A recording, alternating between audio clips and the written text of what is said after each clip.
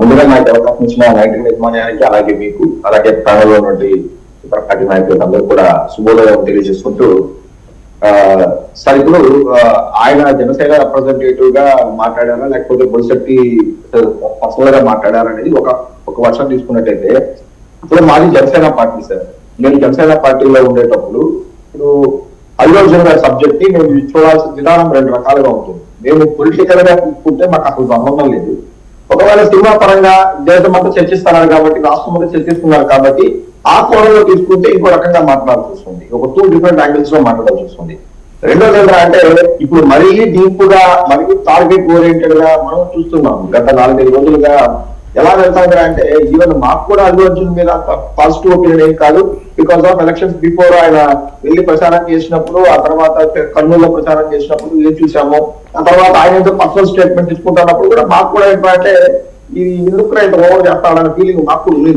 But ఏంటంటే అది ఏదో ఒక టైము ఆ తర్వాత ఏంటంటే అతను వెళ్ళడము ఆ తర్వాత పోలీసులు అతన్ని ఆపలేకపోవడమో లేకపోతే అక్కడున్న క్రౌడ్ కంట్రోల్ చేయకపోవడమో ఆ తర్వాత ఇన్సిడెంట్స్ మనం చూసాము. దాని తర్వాత పిలవడము, అరెస్ట్ చేయడము, అతను బయట రావడం అన్ని చూసాం. మరీ ఇప్పుడు ఏంటంటే దాన్ని మరీ మ్యాగ్నిఫై చేసి మైక్రోస్కోప్ లో పెట్టి మరీ అక్కడ చూసేటప్పుడు ఏమైపోతాడు అంటే అరే ఏం జరిగిపోతాడు అసలు ఏ నష్టం జరిగింది అంటే ఆ మాట అంటే తప్పు. ఎందుకంటే ఒక ప్రాణ నష్టం జరిగింది. దానివల్ల మేమేం చేయాల్సి వస్తుంది అంటే అవసరంగా మాకు రేవంత్ రెడ్డి గారికి సంబంధం లేదు, తెలంగాణ గవర్నమెంట్ కి మాకు సంబంధం లేదు, ఇవన్నీ ఏమి సంబంధం లేనప్పటికీ మేమే కొంత డీప్ రూట్స్ లో కొన్ని డేటా, ఎందుకంటే దీనివల్ల ఏంటంటే సోషల్ మీడియాలో ఒక డెత్ మీద రేవంత్ రెడ్డి గారి సీరియస్ గా తీసుకున్నప్పుడు వాటర్ గీస్ అని చెప్పి చాలా పేపర్లలో చాలా సోషల్ మీడియాలో కూడా చాలా ఇన్ఫర్మేషన్ బయట వచ్చేసింది.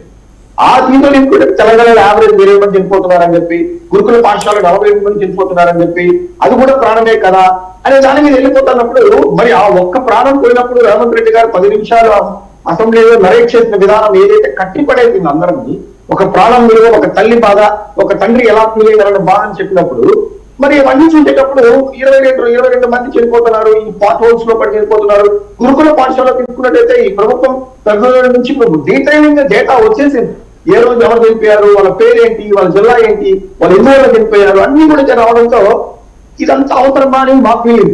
ఎందుకంటే అప్పుడు మాకు అసలు ఎవరు ఉద్యోగం కానే కాదు.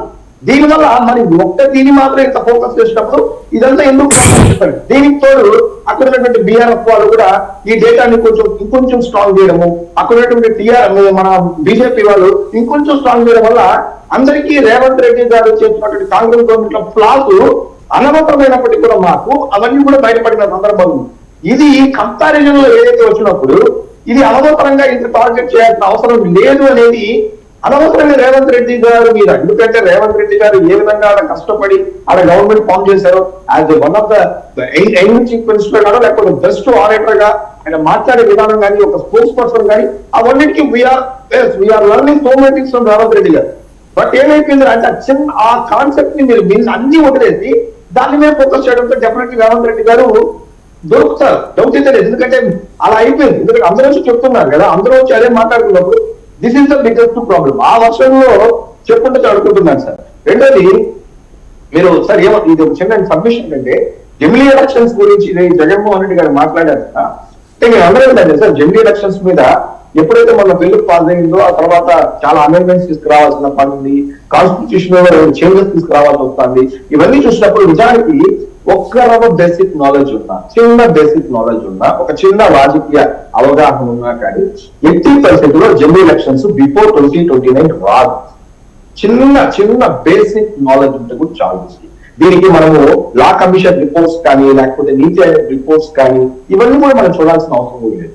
ఇట్స్ జనరల్ గా మనం ఎప్పుడన్నా జనరల్ గా థింక్ చేసినా కానీ అంటే కొంత ఇన్ఫర్మేషన్ మన మీద pros and cons of general elections ఉంటాయి కానీ 80% కూడా నాకు 2029 బిఫోర్ అయితే ఆ తర్వాత కూడా ఎప్పుడు వస్తుంది కూడా అనేది కూడా ఎవరు కూడా అంత ఖచ్చితంగా షెడ్యూల్ చెప్పరు. బికాస్ దాంట్లో చాలా ప్రోస్ ఉంది, చాలా కాన్స్ ఉంది, చాలా